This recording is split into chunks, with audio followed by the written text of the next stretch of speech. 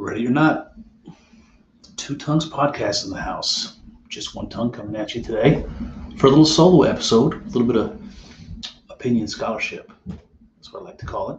We're going to do some opinion scholarship today on the great Alan Watts, a man after my own heart.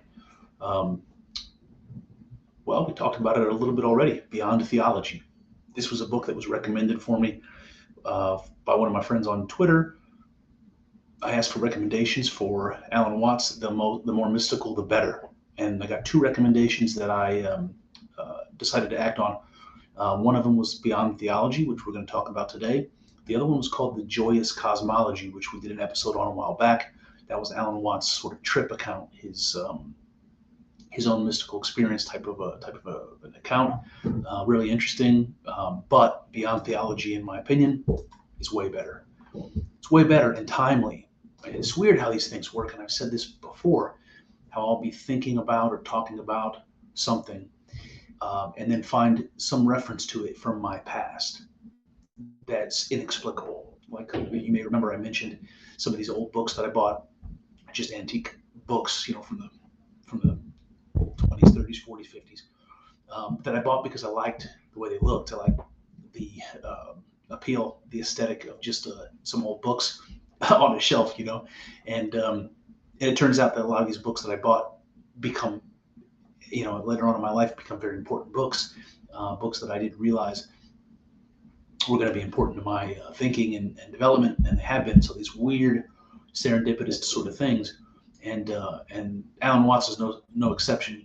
Kyle mentioned before several times that he sounds like somebody I would really get into, and he talks a lot like I talk, and I should probably pay attention to him, and I just put it off. But Beyond Theology has really been kind of a mind-blowing read. So forgive me, I'm a tiny bit under the weather, but allergy season and all. If you remember weeks back, I did a couple of episodes that were sort of related. One of them was called Theosis, and the other one was Jesus the only God man, if you guys remember. And in those episodes, we talked about Kyle getting into Orthodox Christianity, this idea of theosis, what it means to become God, to become one with God, that sort of thing, and what that meant in a Christian context. And I was like amazed by that. I was like picking that up and running with it. Like, this is something that I didn't realize was a part of Christianity that aligns with some of these more mystical ideas that I've come to love and to trust. And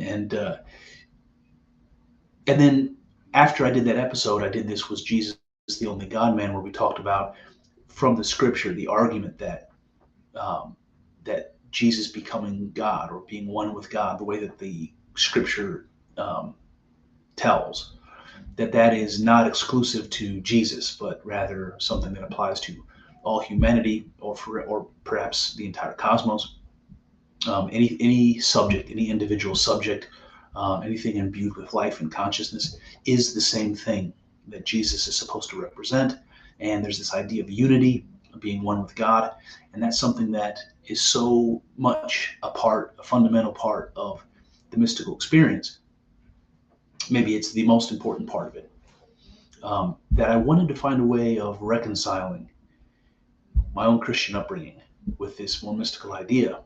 And Alan Watts, we talked about him in the past, so I won't harp on it, but he's somebody who at one point studied and became a Christian minister, and then moved to the U.S. and began studying Eastern religions, and he backed out of the ministry and became this great speaker about really unifying or bridging the gap between East and West, helping people in the West to understand Eastern religions. And he does something like that in this book, Beyond Theology. He's not an apologist for Hinduism and Buddhism. He's not trying to get Christians to convert or anything like that. But he is talking about ideas from Hindu and Buddhist religion and interpreting them through the context of Christianity. And he says something, and this isn't one of the quotes I pulled for today's discussion, but he said something in there about how it reminded me a lot of that book we read, Jesus and Buddha by Marcus Borg, where he was talking about how there's a way in which you can interpret these Buddhist ideas as a Christian.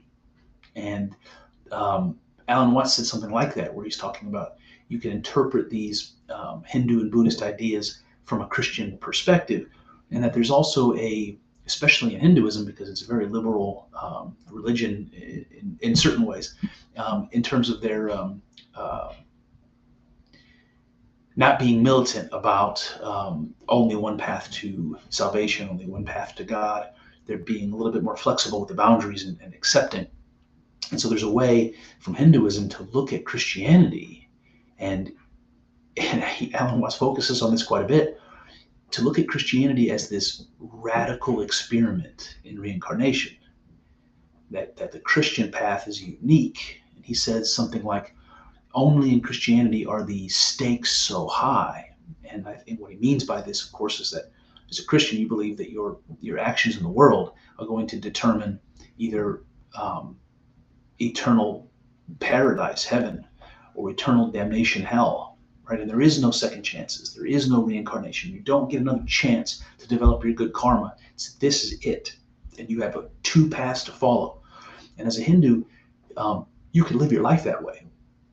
As a Hindu, you can live your life that way, accepting Jesus as an incarnation of God, accepting this path as maybe even a final attempt at nirvana, a final attempt at overcoming the cycle of reincarnation. And so Alan Watts talks about how with some traditional religious perspectives, you can't ever reconcile Christianity with Hinduism or Buddhism. But in certain other contexts and certain other ways of looking at it, there is a way to reconcile them. And I'll remind you of something that Kyle said when we were talking about his kind of introduction to Orthodoxy and getting into Orthodox Christianity, is that he said that he was amazed by going to the liturgy and seeing the Orthodox people worshiping, because they took their religion very seriously, which is something that he wasn't really accustomed to. And I say that because many people, Kyle's no exception, will look at contemporary Christian service with, acoustic guitars, and, it's all about the singing and the pageantry and all that, as something not quite religious enough. And so these people took it seriously, and he noticed that.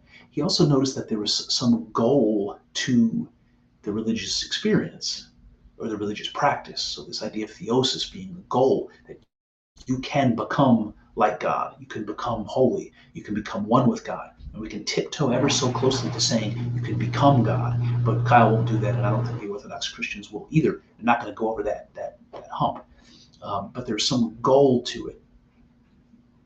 And Alan Watts uses these same ideas, coming mainly from Hinduism, which we're going to talk about, and fits them neatly into the Christian story as told by Jesus himself in his own words from the Gospels, as well as St. Paul.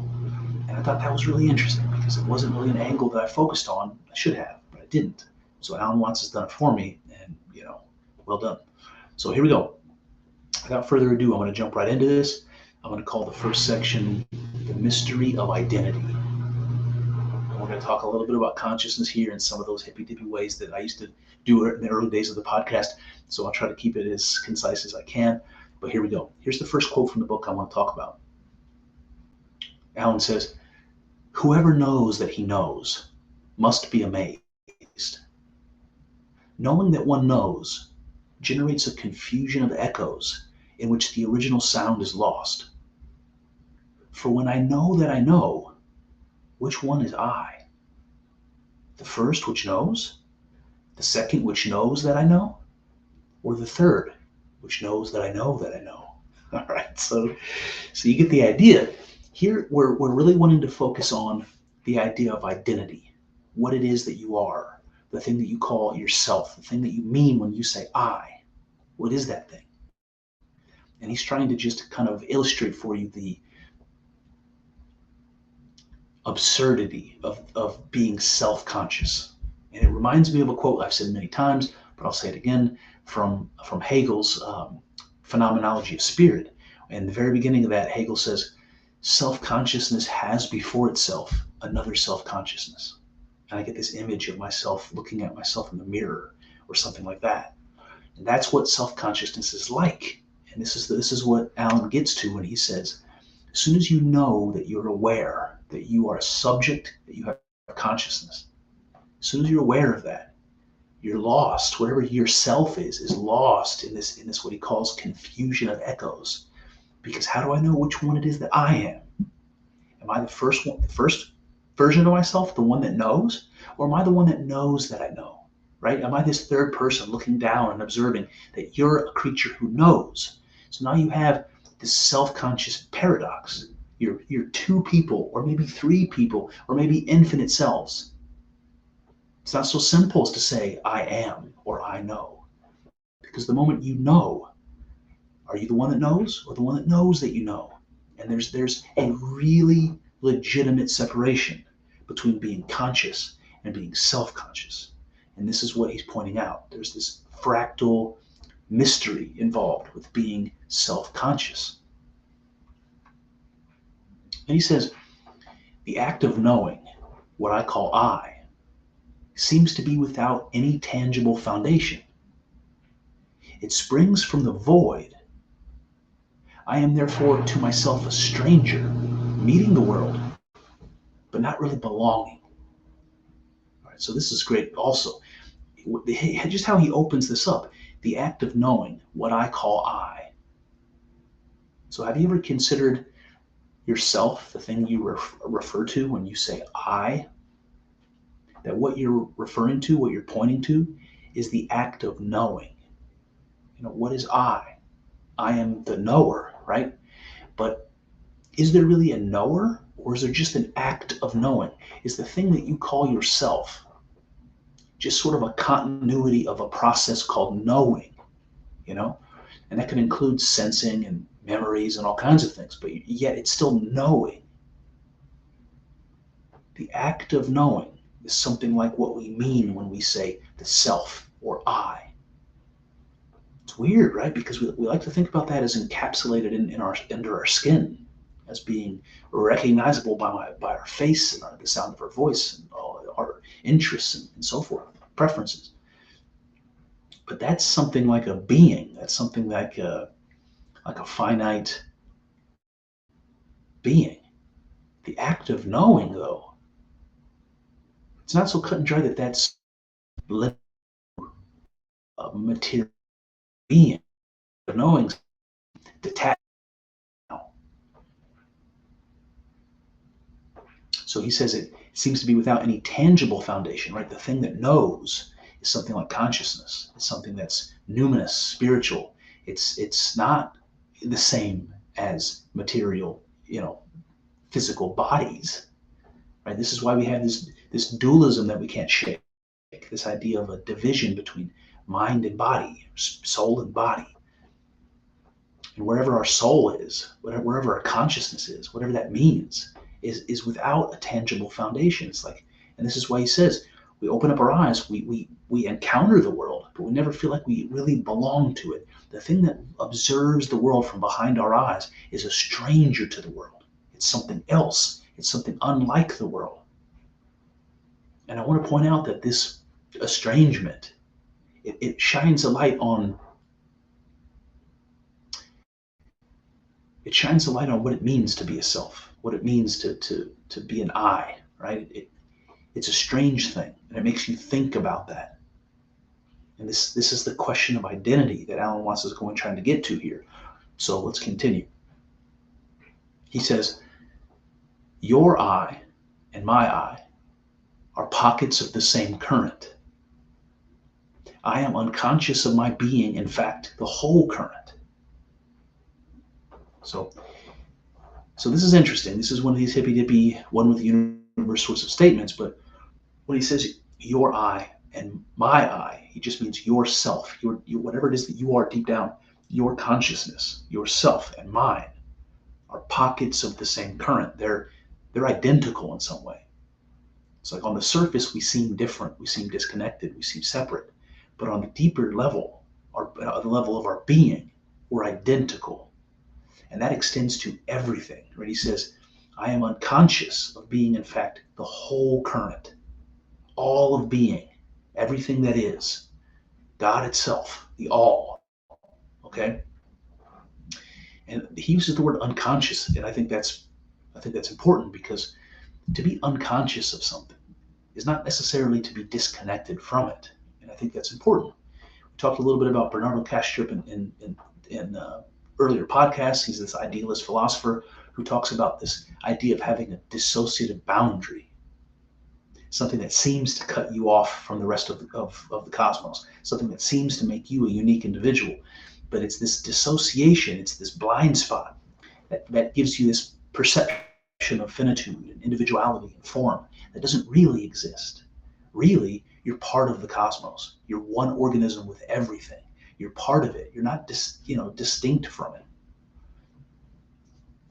And so the idea of being unconscious is something like this boundary, right? It's like, if I've forgotten where I left my keys, I'm dissociated from that memory.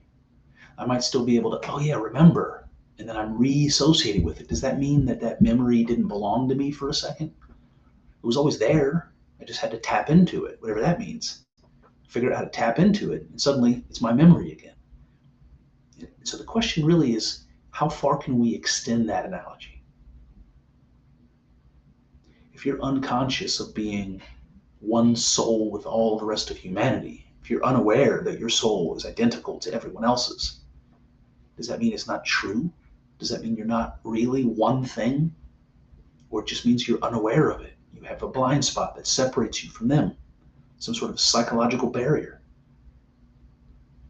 So that's what we're going to sort of focus on here.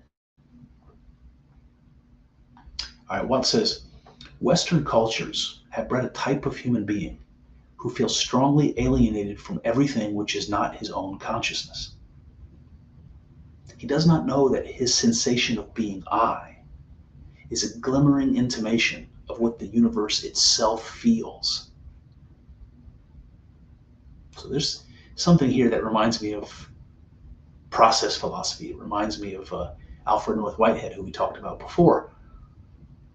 Because if you remember, Whitehead talked about this model of reality, which really matches pretty closely the kind of modern understanding of physics, that everything is connected, right? This is sort of chaos theory, the flapping of a butterfly's wings in Australia causes a tsunami in America, that kind of thing.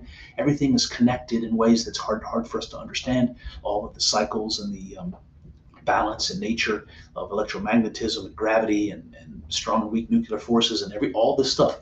It's all connected, right? Actions and interactions, cause and effect. Everything is connected. And so when Alan Watts says he does not know that his sensation of being I is a glimmering intimation of what the universe itself feels, he's making a connection between this idea of having an identity, of being a subject, that you and I have, that we understand is closely associated with our being self-conscious, that we understand what we are. And he's basically saying that there's something like this that the universe feels, or that the universe experiences. It's like, it's not just you that experiences it. This is a common experience to everything and all things. This idea of being a subject. And Alfred North Whitehead, he basically paints this picture in his philosophy. Excuse me, I'll sneeze there. He basically paints this picture that we're all organisms that are made up, that are making up or constituting some larger organism. And that organism is constituting some larger organism, and on and on and on it goes. There is no end to it, something like that. So you have this idea of the sort of fractal image that shows up, and that's also common in mystical experience. I feel a sneeze coming on you guys. All right, so he says, Catholic and Protestant orthodoxies stand powerfully opposed to any viewpoint that seems to compromise the integrity of the individual soul. Any suggestion that there is some inner level at which God and man are identical For the boss loves and judges every single creature separately. So he's making some points here about Western civilization. He said that we have become very detached from anything that we don't consider our own consciousness. Right? Everything is other except for us. It's an alienating feeling from the world rather than a participating feeling in the world. We're not part of the process. We're some sort of a spotlight that sits on an island, looking out at it from some other place. And he makes this point here that in Christianity, Catholic and Protestant orthodoxies, that they emphasize this even further. You can't compromise the integrity of the individual soul, right? It can't be blended in with some universal soul. It can't be part of God or anything. Why? Why can't we consider that? He says, because the boss loves and judges every single creature separately. Who's the boss? Right? God. Because in Christianity, God judges you individually. So you must be an individual, right? Because the weight of your sin and of your virtues is going to determine the fate of your soul and your eternal future. That's part of Judeo-Christianity. It's an important part of it. So if there's a way in which you can see your soul as not belonging only to you, but being shared or belonging strictly to God, then you're muddying up the waters of the whole theology. So we can't have that. Right? So this is an important differentiation between Hinduism, which I'll remind you is one of the oldest, if not the oldest, continuously practiced religion in the world, with very, very deep roots that go far back before Christianity, before Judaism for that matter. And in Hinduism, they don't have this confusion. They have a greater level of acceptance of the continuity of being and of the connections between what they call Atman and Brahman. It's just soul, spirit, God itself. And this is one of those areas that Alan's going to point to, that if we can reconcile this between Christianity and Hinduism, that we may find ourselves with maybe a better religion than both. So I'll save that for just a bit, but a little foreshadowing. All right, he says, Hindus and Buddhists have never felt that reality is severely divided into creator and the created. Hinduism asserts the ultimate identity of oneself and the Godhead. The self referred to here is not the ego, but the spirit, the Ruach Adonai, or breath of the Lord, which gave life to the clay image of Adam. We might say that man's being is the immanent presence of God, a beyond which is within. It's beautiful. And Alan Watts has a way of speaking beautifully, so there you have it. So he's saying that the Hindus and the Buddhists never had this issue about the individual soul being important that it be individual, and that they had never really divided in hard lines the creator from the creation, that they've always been seen as something like a unity. And Hinduism asserts that ultimate identity, everyone's identity, everything's identity, is the same. It's the only thing that is God. And then he clarifies the self he's referring to is not the ego, it's not this individual feeling of self, it's the deep down what your self really is, this hidden thing, the breath of God, the Ruach Adonai. So he ties that back into the Christian story, the breath of God that was breathed into the image of Adam. Then he says, we might say that man's being is the immanent presence of God, a beyond which is within. And I think that's great. I wanted to keep that sentence in because I love it. But it reminds me of something we talked about in one of my prior episodes on the same subject. We talked about how when God creates in the beginning, right, when he creates the heavens and the earth, it says that his spirit is on the surface of the waters, on the surface of the deep. So when God creates the cosmos, he's immediately present in it. Right? God is never in the Bible seen as being outside of creation. And that kind of blew my mind, actually, because I never really noticed it until I was reading at this level. When God creates, so God pre-exists, of course, but when he creates, as soon as that creation is done, he is there within it. He's not separate from it. And when he creates man, he's there within man, immanent within man. And this is what Hinduism is saying. Man's being is the immanent presence of God. Your soul, your animating spirit, whatever that is, the thing responsible for your consciousness in your life, what that is God.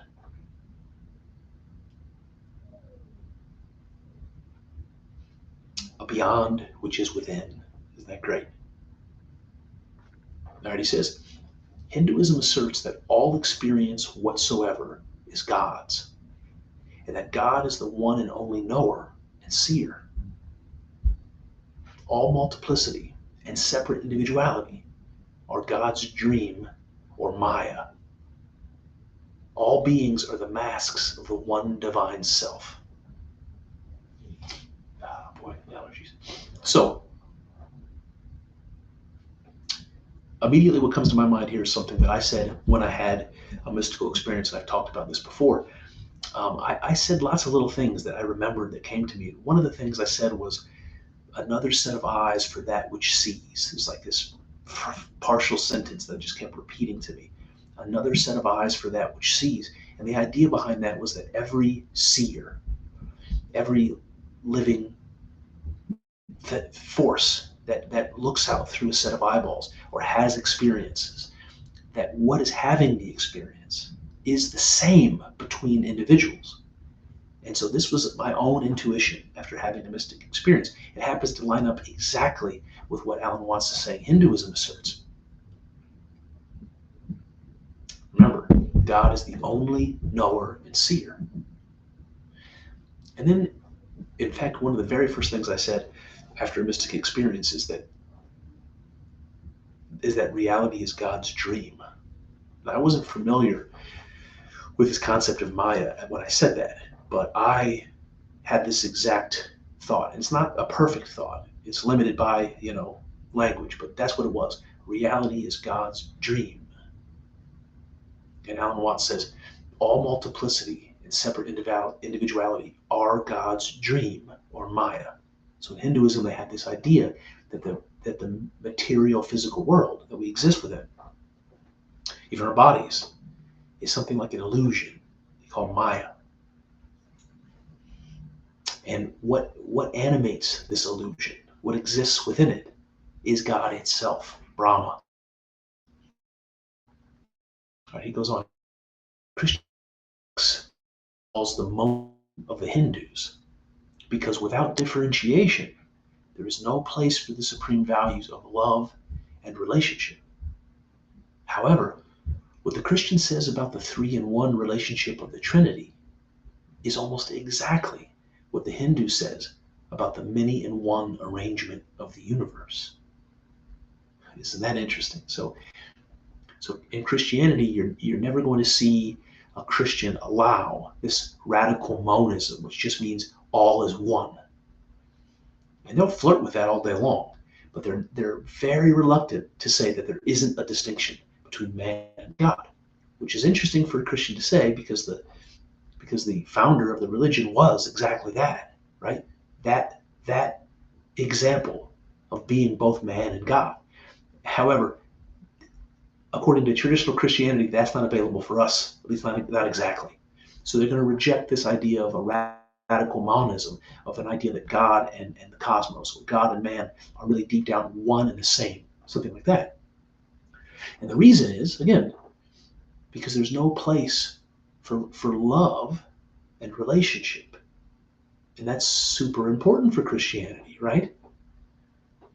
The example of Jesus is to love and to sacrifice. And this idea of relationship is a relationship between the believer and Christ.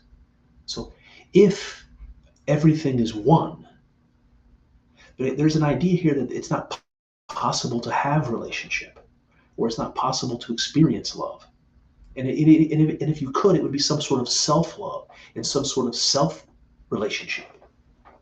And somehow that's no good. Somehow that's, well, I mean, self-love, just saying that statement all by itself doesn't sound quite good, does it? But it's all a matter of perspective. And then Alan, rather than going down that rabbit hole to explain that for now, what Alan does is he says, even when you look at Christian theology, basic Christian theology, the idea of a Trinity, God existing in three persons. You have a unity, you have a one, the thing that we call God, and it's somehow manifest in these three separate ways. And they're considered to be one. The Trinity is 3 in 1, 1 in 3. And so, whereas traditional Christianity doesn't want to accept this idea of a monism, you can't unify the cosmos, the creation, with God. You can't consider that one thing. But you can consider Father, Son, and Holy Ghost one thing, and that's strange. And he says, but that idea is exactly what you see in Hinduism. In Hinduism, they say the many in the one in the many, right? Brahma, God, is all things. And all things made manifest in a multiplicity of ways. And lots of different deities and lots of different, material bodies. The whole cosmos, space and time, and the whole kit and caboodle. All of that is many and yet one. Just like the Trinity is many and yet one. So you have these ideas there. There's room here for some reconciliation. And he says, the Hindu says that the universe is God's Maya, the creation of an illusion so fabulous that it takes in its creator. This would involve God's finding himself in a position where he seems not to be God, but merely a creature. I think that's interesting. It's like by existing within yourself, within your greater being, you're alienated from that greater being, right? When you go to exist within, the way that Alfred North Whitehead would say, an organism within an organism. When you exist within that organism, you no longer think that you are the larger organism. You're this thing in it, lost in it, other from it. And I want to ask you to remember this kind of Hindu idea, because it's going to come up again in a Christian context. But this Hindu idea that God creates Maya, this is his dream, and then he goes to exist within it. And Alan Watts says that Maya is the creation of an illusion so fabulous that it takes in its creator. So you can imagine God getting sort of sucked into this matrix that he's created, something like that. Now he's living within it. So hold that in the back of your mind for later. And the last quote in this first bit I want to tell you is awesome. It goes like this. If anyone brought up in a Christian culture says, I am God, we conclude at once that he is insane. But in India, they say, congratulations, at last you found out. And I think that summarizes better than any other way the difference in perspective, in worldview, the difference in conceptualizing the relationship between God and man that exists in Christianity and in Hinduism and Buddhism. Right? If a Christian says, I am God, we all say he's crazy. I've been called crazy for saying the same. But in India, right, with this culture that is very different, they say, congratulations, at last you found out. It's like this coming of age thing. It's like you finally figured out the secret that the wise people always discover. And that's such a difference. And it might be the difference that makes a difference in the faith of the future, whatever that might be. That brings me to the next section, which is called the problem of religion and crafting a new one. So what Alan's trying to do in this book is to talk about a way that Christianity can exist, and maybe did once in the deep past, that will be more true, that will satisfy the objections that Kyle said, what I mentioned earlier about Christianity not seeming to have a goal, the brand of Christianity that he was raised in, that we were raised in. doesn't seem to have a goal that you're striving towards, and it's not taken very seriously. Maybe there's a way of being a Christian that solves those problems. And as far as this mystical insight that we talked about, that we see everywhere in Hinduism and Buddhism, this all is one sort of idea, that maybe there's a way of reconciling Christianity with those sorts of ideas that will make a religion greater than Hinduism and greater even than the way Christianity is practiced today. So we're going to take baby steps to get there. And this part of the story is not so much about what Christianity could be. It's before that. It's talking about if Alan Watts could create a religion that would solve these problems, what would it look like? So that's why I call this section The Problem of Religion and Creating a New One. And it opens like this. We must imagine a new kind of individuality in which there are two spheres with a common center. The outer sphere is the finite consciousness, the ego, which believes itself to be the knower of experience. But the inner sphere is the real self, unknown to the ego. Okay, so imagine that what you call yourself, what you refer to when you say I, isn't just your ego. It's not just your face and your name and the sound of your voice and your personal history and your memories and your preferences and all these things that you attach to yourself. It's something else. It's something that you don't really know anything about.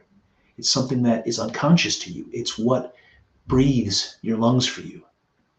It's what thinks your thoughts for you. It's what grows the hair on your body and your head. It's the thing that you don't control, that you don't have connection to, that you don't have control over. And yet, it's the most important part of yourself, because without it, you would be dead.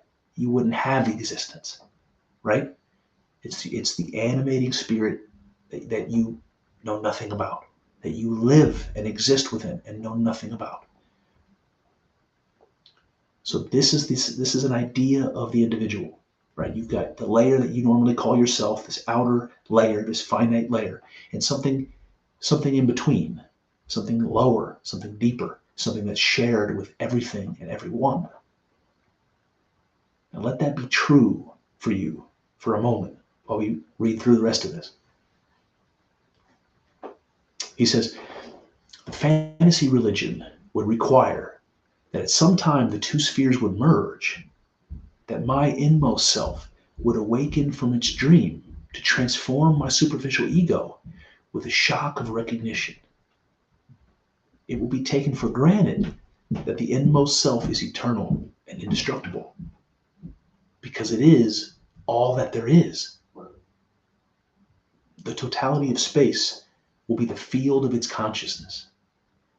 And this will fit very well with current ideas of space as a dimensional continuum, curving in upon itself, having no outside. Okay, so what he's saying here is if you have this idea of these two spheres of a self rather than one, that it would be possible to have a merging of these spheres, an experience where the outer sphere, the individual ego, recognizes even for just a second that it has this deeper self, that it is something more than it thought it was, to connect with this hidden, unconscious part of itself that connects it to the rest of the cosmos. He said it'll be a shock of recognition. And that makes perfect sense to me. If you've had a mystical experience and you've been there, it is like that. It's like a paradoxical remembering. It's like you're amazed, but it's familiar, that this idea of your identity being deeper than you ever imagined it was. He said it'll be taken for granted that this inmost self, this eternal, indestructible part of us, is all there is. So this idea of Maya, this idea that the physical world is a little bit of something like an illusion. We can't quite say, but it's not real to the level of your soul. That's indestructible and eternal. It's real in a way that the material world isn't. And that's what gives it, the physical material world, this flavor of being illusory, because you encounter something realer than real. And then space becomes the field of consciousness. And he said that fits in perfectly with modern ideas of physics, because what you have is a dimensional continuum. You have some sort of geometry that curves in on itself, right? It goes into itself. It has no outside. Its inside is its outside. It's self-contained. Then he says being is vibration. It's also an instinct I had in mystical experience, by the way. Being is vibration. It is a state of come-go, symbolized in the fundamental up-down motion of the wave. Rhythm lies at its heart. Nevertheless, without some degree of obstruction, rhythm does not happen at all. To realize rhythm, the infinite consciousness will therefore have to obstruct itself in some degree. All right, so this is a very image-heavy sentence here, but we try to picture this together. He's saying being is vibration, and we know that. I mean, we know from a physical level that the zero state energy, that matter is always, even at the lowest energy levels, even at absolute zero, the subatomic particles are vibrating. There's energy there. Everything is always moving and vibrating, and you can't get rid of that. It's a permanent fixture of reality. So we get that. Being is vibration. And then we can see how that can be illustrated with a wave, the image of a wave, up and down, up and down. And he says that at the heart of that is rhythm, right? This up and down, ba, ba, ba, ba, ba. That there's always a rhythm to reality. There's a rhythm to the brain waves that you see in the hospital shows where they strap on the equipment, and your heart rate in the same way. There's a rhythm to everything. And then he says that rhythm doesn't happen without being obstructed, right? It has to be on, off, up, down, right? There has to be a change. It can't be up forever, down forever. It has to be up, down, stop, go. You don't have rhythm. And so what he's trying to get at here is this idea that the infinite consciousness, this thing that we call God, has to obstruct itself in order to be, in order for this activity, for this experience that we call reality. It has to obstruct itself, or there is no rhythm, there is no story, there is no reality. So God has to obstruct his own infinity in order for him to exist in a finite way, in order for reality to exist as it does. And he goes on, he says, in some such way, our hypothetical Godhead would be maintained by introducing the experience of otherness. These rhythms would issue forth in the guise of other beings, yet these others still remain the behavior of the inmost self. So this obstruction that creates God, and this fantasy we look at, is God existing in these individual manifestations. There's something that takes the infinite being of God and makes it finite. It takes the all sounds together all at once and makes it one sound at a time, so that you have a rhythm, so that you have something that's knowable, so you have something that's experienceable, so that God, whatever that is, can experience itself.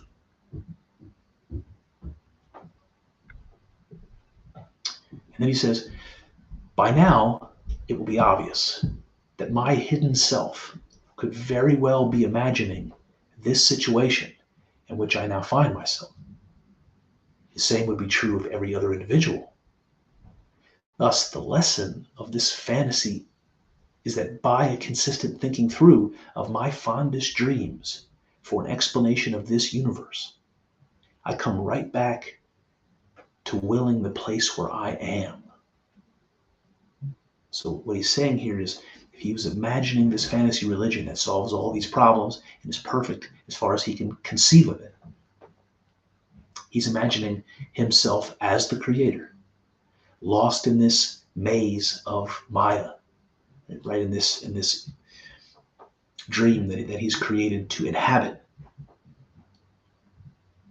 And that once he gets to that to that point in his thinking. He's like, now I can't say for with any kind of certainty that that's not exactly what's happening now in this thing that I call myself. Am I not God, lost in this Maya that I've created? And if I was trying to think, how, if I were God, how would I have done this? And the answer that Alan gets to is, well, it might have happened exactly this way, and the proof of that would be exactly the experience that I'm having. So he ends right where he started, in a manner of speaking. And that brings us to the next section. I'm going to call this one the unconscious one is the conscious many. All right, Alan starts with a couple of quotes from the Bible that are just sort of a hodgepodge together here, and I'll just read them to you. In the beginning was the Word, and God said, "Let there be light." By the word of the Lord were the heavens made. The word of our God shall stand forever. So what do you notice? You notice a lot of quotes here about words and God speaking, right? The word and God speaking. That's what we see here. And Alan says, in the tradition of Hebrew and Christian ideas, the supernatural world is related to the natural in the same way that words are related to things. So I think what he means there is something like the representational, right? We come up with a word to represent a thing that exists. So it is a less sophisticated copy. It is an abstract copy of something that exists in the world. It's an abbreviated version, right? And he says that the supernatural world is related to the natural in that sort of a way. He says, ordinarily, one would suppose that things came first and words were later invented to describe them. But in the Bible, it's just the reverse. The word comes first, for it is the name of the thing, which when uttered by God, brings the thing into being. So the word comes first. He says in the Western world, all that is spiritual is associated with symbols, with words, ideas, and abstractions. The physical universe is an incarnation of the Word, a replica of ideas in the mind of God, form trying to express itself. All right, so, and there's truth, obviously there's truth in this. And you can see, according to a Western sensibility, spiritual things are abstract, aren't they? I can say heaven, soul, spirit, demon, angel, right? All of these things are, they don't link to anything, any particular here and now, right? They're abstract, they're ideas. So, fair enough. And then he says that the physical universe is seen as the incarnation of the Word, right? God speaks it into being. Let there be light. It's something like a replica, like a representation of ideas in the mind of God. That's a very, very idealistic thing to say if you're into philosophy, idealistic philosophy, like we talked about with Bernardo Kastrup. This is exactly the kind of thing that you hear. The word, of course, in Greek is logos, so let's continue. He says, the logos was there in the mind of the maker, even before the work was begun. This cosmology seems to represent a particular development of human consciousness, the transition from living by instinct to the attempt to live by thought. It represents the emergence of the individual ego and of its capacity to control events by efforts of will. It represents the birth of self-consciousness. All right, so this is interesting. Like, part of this is intuitive and I understand it, but the idea that the philosophy of the Bible, talking about the word pre-existing the things that they represent, the word being this creative force, that represents a transition in our common psychology. Like, there was a time when human beings existed very much like animals, and maybe even a time before our brain was sufficiently developed so that our mind could manifest like it does. Like I would have been conscious, but not self-conscious, like our dog or a farm animal or a wild squirrel in the tree outside is conscious, it's aware, right? It's aware that it exists, it's aware that it's hungry, it's aware that it's in pain, but it doesn't know that it knows like we do. So there's a difference between being conscious and being self-conscious. And the primary difference is that when you're like an animal, when you're conscious to that level, that you are a creature of instinct, right? If you see food, you eat. If you see a mate, you have sex. If you are tired, you sleep.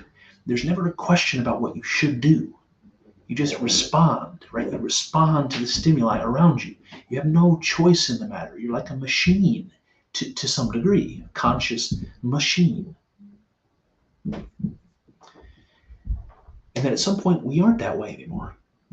At some point, we can consider, we can weigh decisions, we can think before we act, before we speak. And so we're not controlled by instinct. We're not going with the flow of nature anymore. We're sort of riding that wave like a surfer now, rather than just flowing like we're part of the water. And this idea, this concept of the logos, corresponds to that psychological change in human beings. We were like animals, living by instinct and impulse, and then something changed, something happened, and we're no longer that creature anymore. And then we think there's this thing called logos. And reading a lot of Carl Jung, like we did in the past, he does a lot of talking like this. There are trends in mythology that you can see that do seem to correspond to human development, and a lot of it is psychological development. Like as an example, if you notice that a religion has like an ancient religious system has an emphasis on fertility and crops, and there's all sorts of fertility rituals and goddesses that are based on women, menstruation, and the moon, and the 28-day cycle, and all these sorts of things. You might have a culture like that has a religion that's based upon fertility and birth and death and these cycles of the moon and all that. And clearly those sorts of things are associated with farming. So before agriculture, that idea wouldn't exist. You wouldn't have this idea of cycles of birth and death with the crops the way that you see it with menstruation. You wouldn't connect the crops that you're sustaining yourself with, like the birth of the crops, with the birth of human beings. You wouldn't make those same connections if you were living like a hunter-gatherer, let's say. So psychologically, human beings were at a certain point of development when they created a religion like that. And this is what Alan Watts is pointing to here. This idea of logos came about as a consequence of this change, this very deep change that happened in our human past, from a very intuitive, instinct-driven, conscious being to being something that's self-conscious, like Adam and Eve became after they ate the fruit in the garden, like human beings at some point in their evolution became.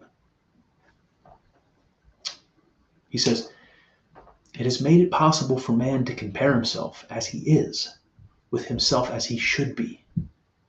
And there arose the anxiety of choosing between hunch and reason. There was always the nagging suspicion that the reasoned course might not be reasoned enough. In the moment that man doubts his immediate impulse, there is no end to complexities. From that moment, innocence is lost, and all possibility of return is prevented by the angel with the flaming sword. From then on, we are responsible. We move with constant anxiety because we never know for sure what is right.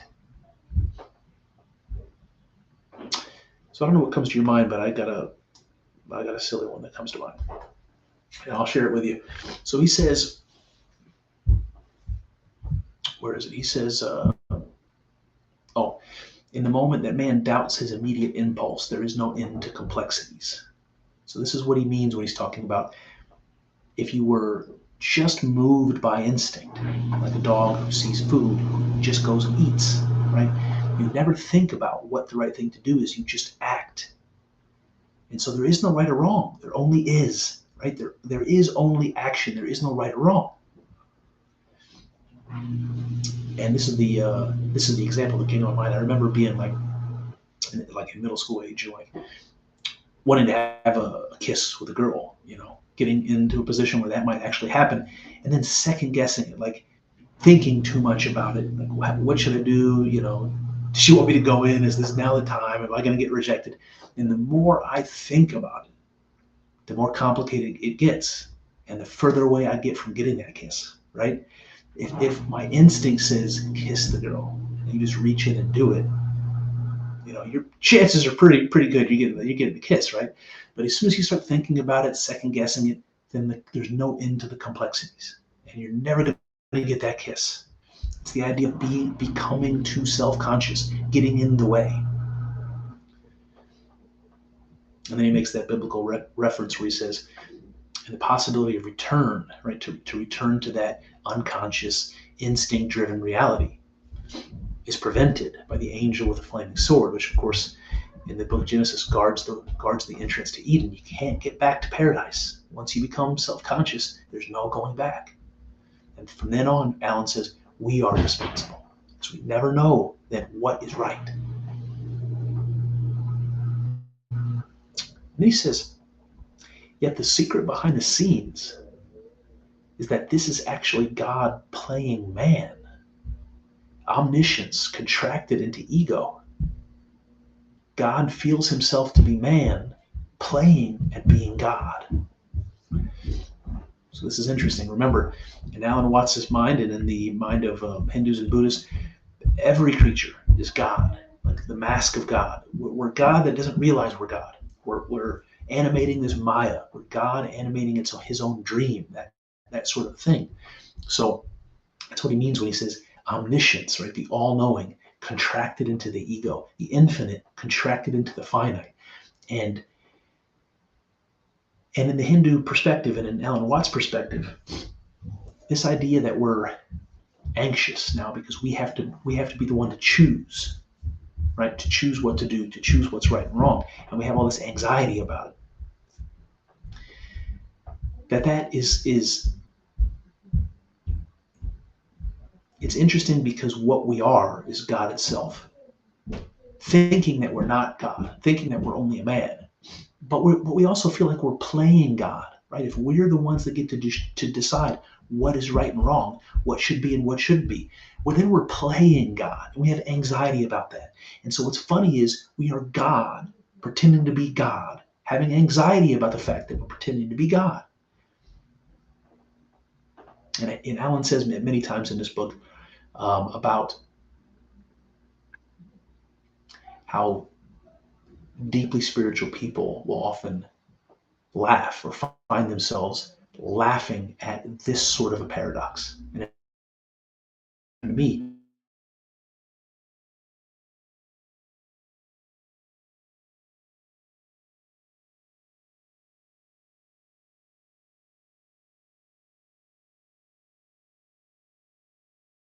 Alan says God feels himself to be a man playing at being God.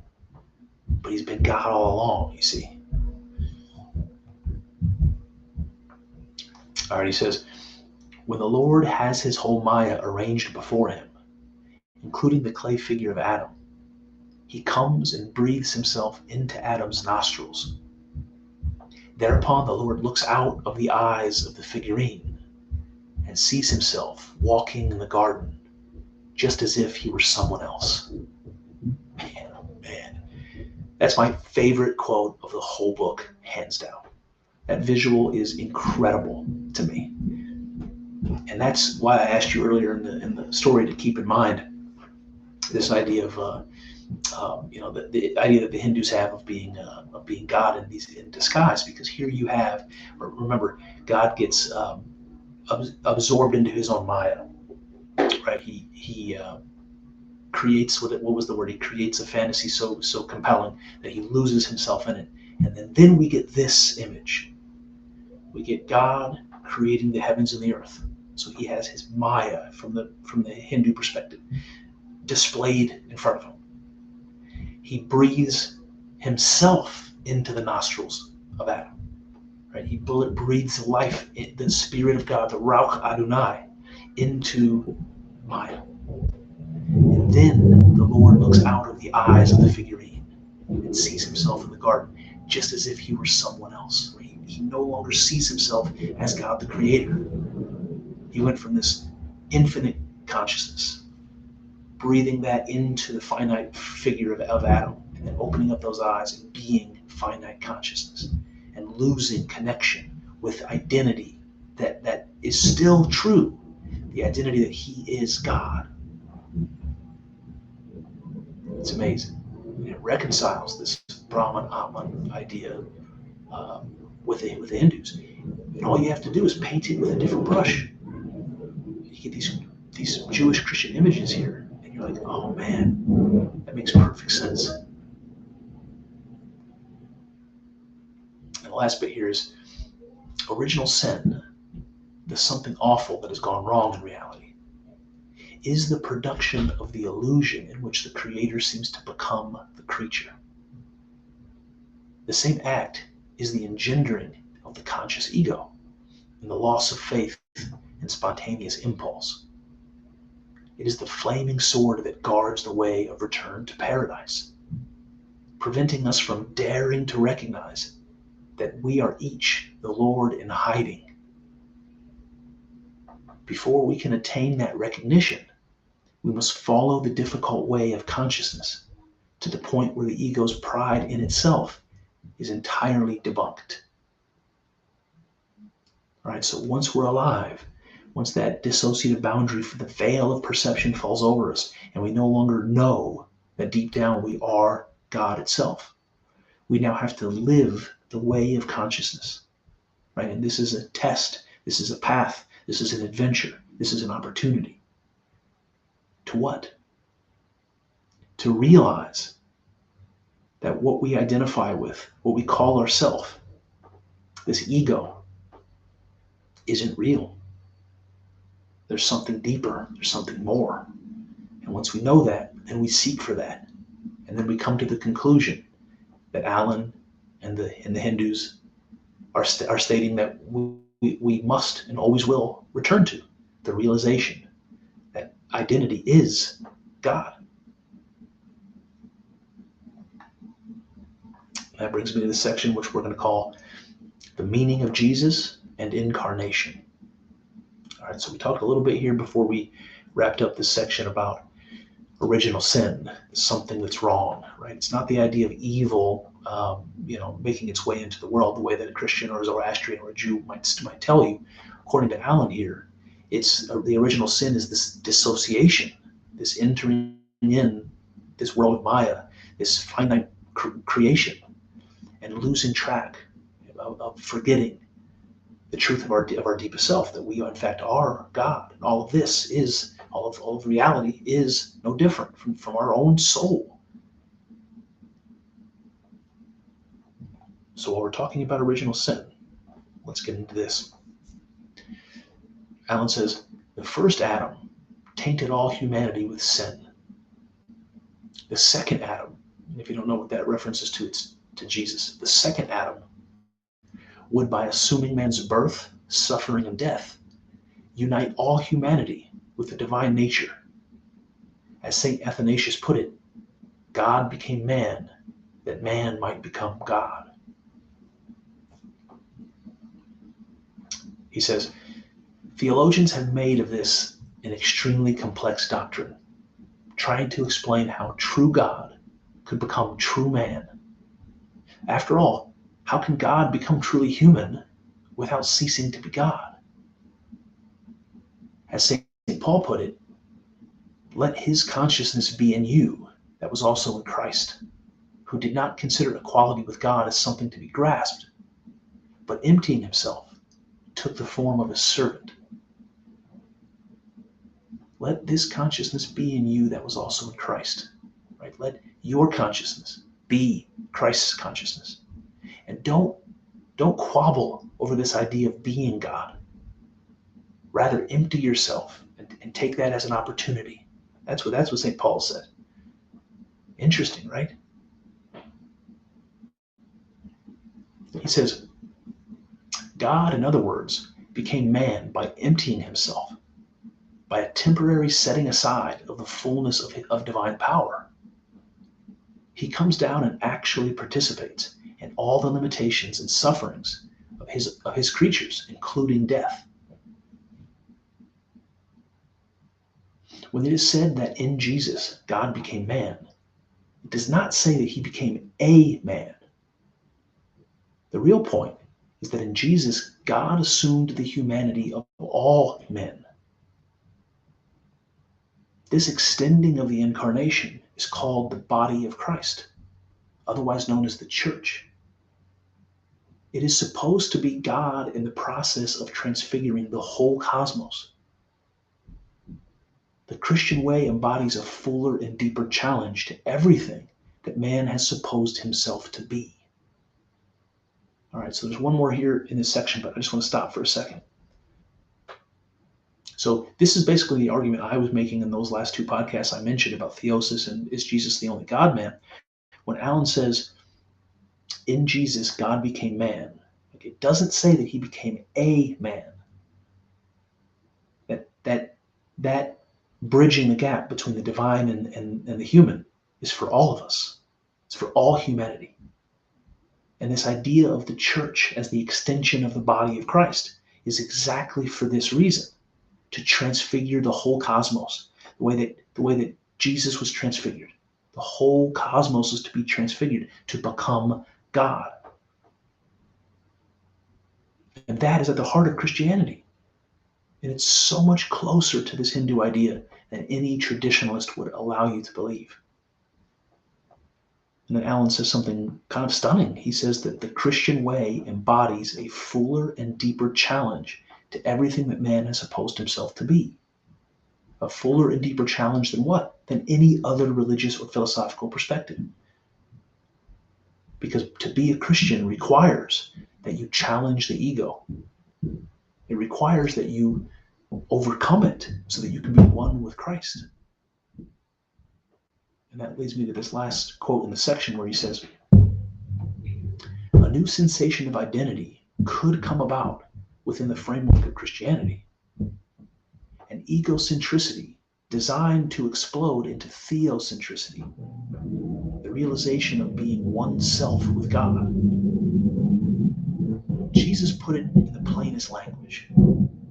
He said, I pray that all may be one, even as you, Father, and me. Let me start over. I pray that all may be one, even as you, Father, are in me, and I in you, so that all may be completely in unity. It's John 17. And I think that puts an interesting perspective when you're using the words of Jesus himself. And what does Jesus ask for? That all may be one, even as he and God are one. That all may be one. Okay, that brings me to the next section, which will be our last. It's called Who is Who? I Am. That just reminded me of a kung fu movie from the 80s, The Last Dragon. For those people who know The Last Dragon, I Am. Okay. Begins like this. If one insists that God became man only within the skin of Jesus of Nazareth, this makes Jesus a freak with no effective relationship to other people. If Jesus had such a unique advantage over other men, it is merely a farce to suggest that they follow his example. Does it help that everything he did was the perfect example of conduct and morals, which we are expected to follow without the advantage of being God? It's kind of harsh, but worth considering. Right? If you insist that God became man only in Jesus, then that makes Jesus different from us. That makes his life and suffering and death and resurrection a special case. It doesn't connect Jesus to us the way that it's meant to. So we have to maybe second guess this idea. God became man only within the skin of Jesus, or if that's something that extends to all of us. He says, to be truly in Christ is to be less and less preoccupied with any external image of Jesus. For the whole meaning of the resurrection and ascension of Christ into heaven, which is within you, is that God-manhood is to be discovered inwardly. Right? So you remember Jesus said, the kingdom of God is within you. And Alan Watts is saying, God-manhood is to be discovered inwardly. You find heaven, you find God within yourself. And this is what it means to be in Christ. He says, beyond every death, there is simply I again, somewhere else, as there was when I was born. For I am the vine, and you are the branches. I am the way, and the truth, and the life. Before Abraham was, I am. I and the Father are one. Isn't it written in your law? I have said, you are God's. All right, so this is obviously a series of quotes from the Bible emphasizing I am. And Alan says, the point is that identity is God. I am is God. And that's true when God is speaking as Yahweh. And it's true when Jesus is speaking. And it's true when you and I are speaking. All of the above is I am. And he says, the ultimate shock of realizing who is who comes only at the moment where my personal self is seen to be nothing. On the principle of St. Paul, here's another St. Paul quote, as having nothing but possessing all things. And Alan says, the nothing is seen to be the same as the all. Thus, to be Christ is to realize one's identity with him who is I am. My identity is always a special case of the identity of the all. I exist only in relationship to everything else, but I did not come into that relationship from somewhere outside. For I am something which everything is doing. I am the whole process waving a flag named me and calling out, yoo-hoo, a little Alan Wattsism. I am the whole process waving a flag and calling out yoo-hoo.